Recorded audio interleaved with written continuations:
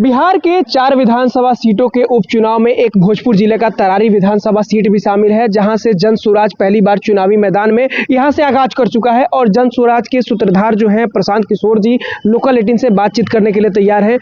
जन स्वराज पहली बार चुनावी अभियान में उतरा है। इसके पहले जन स्वराज एक अभियान था, अब पार्टी है। दोनों में क्या अंतर आपको दिख रहा है? अंतर कुछ नहीं है। जो अभियान है उसके चलाने की जिम्मेवारी हमारी है। दल बना है, सब लोगों ने मिलकर दल बनाया है, तो अभियान से जुड़े होने के नाते मेरी ये जिम्मेवारी है कि दल ने जो निर्णय लिया है, दल ने जिन प्रत्याशियों को उतारा है, उनके पीछे मेरी जो अपनी सोच है, मेरी ताकत है, जो भी समझ है, वो पूरी ताकत में उस दल के प्रत्याशियों को जिताने में लगाऊं। उसी के तहत आप मुझे देख रहे हैं कि तरारी में, रामगढ़ में, इमामगंज और बेलागंज में मैं अपनी ओर से जितना हो सकता है वो कर रहा हूँ। अभियान के दौरान राजनीति को बदलाव करने का प्रयास कर रहे थे, बिहार की राजनीति को, लेकिन एक बार फिर से चुनाव में जाति यहाँ पर हावी होते हुए दिखाई दे रहा है। इसमें आप नहीं, ये आपका भ्रम है। क्या हावी होगा ये तो परिणाम जिस दिन 23 तारीख को आएंगे तब दिखेगा। मैं कल 2 दिन से तरारी में हूँ, आप मेरे भाषणों को उठाकर देख लीजिए। मैंने कहीं पर ये नहीं कहा कि किसको वोट दो।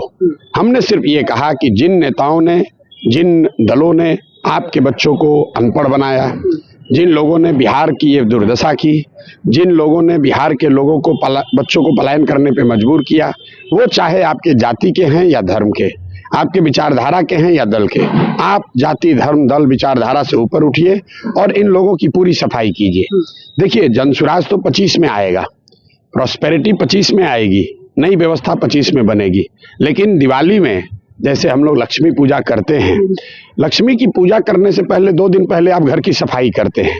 तो ये जो उपचुनाव है, ये उस सफाई का समय है। जनता के पास ये अवसर है कि जिन नेताओं ने उनको लूटा है, जिन दलों ने उनको ठगा है, पिछले 30-35 साल से जाति धर्म के नाम पर बांटकर, विचारधारा के नाम पर, माले के डर से भाजपा, भाजपा के डर से माले का जो यहाँ खेल चला है, उससे अलग हटकर जनता के पास ये अवसर है कि उनको पूरी तरीके से साफ करे।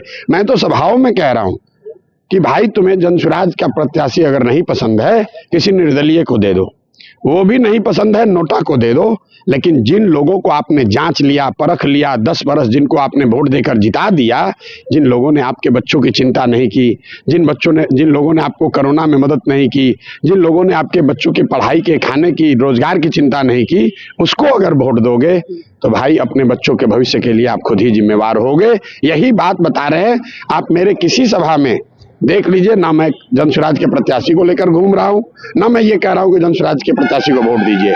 हम ये जरूर कह रहे हैं कि जो पहले से यहाँ दल हैं, राजद है, जदयू है, भाजपा है, माले है, जिन लोगों ने पिछले 10, 15, 20 सालों में इस क्षेत्र की ये दुर्दशा की है, लोगों को इस तरह से परेशान किया है, ये समय है कि लोग सूद समेत उसको वापस करें।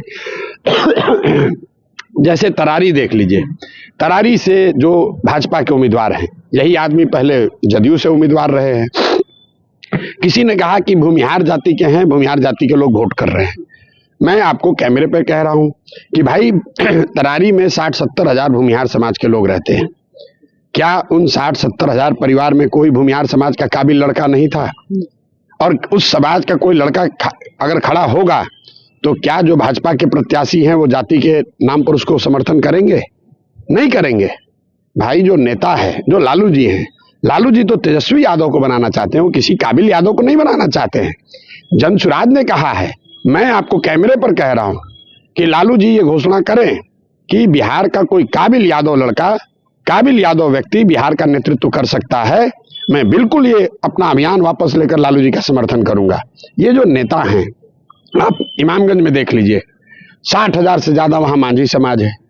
तो मांझी जी जो वहां से पहले विधायक रहे, उनको खुद मंत्री हैं केंद्र में, विधानसभा में उनके राज्य में बेटा मंत्री हैं, और उस विधानसभा क्षेत्र से जिसने मांझी जी को मांझी बनाया है, वहां 60-70 हजार मांझी परिवार में से कोई एक काबिल मत व्यक्ति नहीं है, कोई कार्यकर्ता नहीं है। उनको अपनी पतोह को लड़ाना है। रामगढ़ में जगता बाबू, अब खुद का लड़का उनका सांसद है, दूसरा लड़का एमएलसी लड़ा है, तीसरा लड़का अभी एमएलए लड़ेगा। तो क्या दूसरा कोई राजपूत समाज वहां नहीं है? सुरेंद्र यादव वहां लड़ रहे हैं, बेलागंज में उनका भी लड़का लड़ रहा है। तो मेरे भाई, हम तो ये बता रहे हैं कि आप किसी भी जाति के हैं, मैं क्यों नाम ले रहा हूं, चाहे आप राजपूत समाज के हैं, भूमिहार समाज के हैं, माझी समाज के हैं, यादव समाज के हैं, नेता अपनी राजनीति कर रहा है, नेता अपने बच्चों की चिंता कर रहा है। जाति में हम और आप उलझे हैं।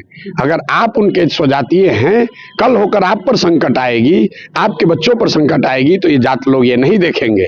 इसलिए आप जनता से भी अपील है कि आप जात के चक्कर में मत पड़िए, अपने बच्चों के चक्कर में पड़िए, अपने बच्चों के भविष्य के लिए बेहतर उम्मीदवार का चयन कीजिए। आप परिवारवाद का आप कहीं विधायक हैं, एक साधारण परिवार की लड़की है, यहाँ 5 साल से एनजीओ चला रही हैं। लोगों इस जातीय उन्माद वाले इस क्षेत्र में, बाहुबलियों के क्षेत्र में जनता के बीच में काम कर रही हैं। महिला हैं, युवा हैं, उसमें क्या आपको खराबी दिख रही है? नहीं, प्रत्याशी की पढ़ाई लिखाई पर, जैसे इमामगंज के प्रत्याशी पर क्रिमिनल एक्टिविटी का केस है। भैया, किस क्रिमिनल एक्टिविटी का केस है? आपको जानकारी है वहां पर कौन क्रिमिनल है? जो 3 वहां प्रत्याशी खड़े हैं, सुरेंद्र यादव बड़े बाहुबली माने जाते हैं, मनोरमा देवी, बिंदी यादव बड़े बाहुबली माने जाते हैं, कि जो अमजद साहब चुनाव लड़ रहे हैं वो बाहुबली माने जाते हैं। तो ये जनसुराज के सूत्रधार प्रशांत किशोर है, और जिनके द्वारा बताया गया है कि यहाँ पर जो चुनाव लड़ रहे हैं वो अपने प्रत्याशी के बारे में बताए हैं। साथ ही बिहार की राजनीति को लेकर के भी सवाल उठाए हैं, और परिवारवाद पर भी जमकर आरजेडी और बीजेपी के साथ सवाल खड़ा कर रहे हैं कि आरजेडी और बीजेपी के द्वारा परिवारवाद को बढ़ाया जा रहा है, लेकिन जनसुराज के द्वारा परिवारवाद को बढ़ा करके नहीं, बल्कि आम घर के चुनाव से संबंधित प्रत्याशियों को चुनाव लड़ाया जा रहा है। अब देखने वाली बात होगी कि जनसुराज का इस बार आने वाले 13 नवंबर और 23 नवंबर को जो मतगणना होने वाला है उसमें कितनी सीटें मिलती हैं। लोकल 18 के लिए भोजपुर से गौरव सिंह।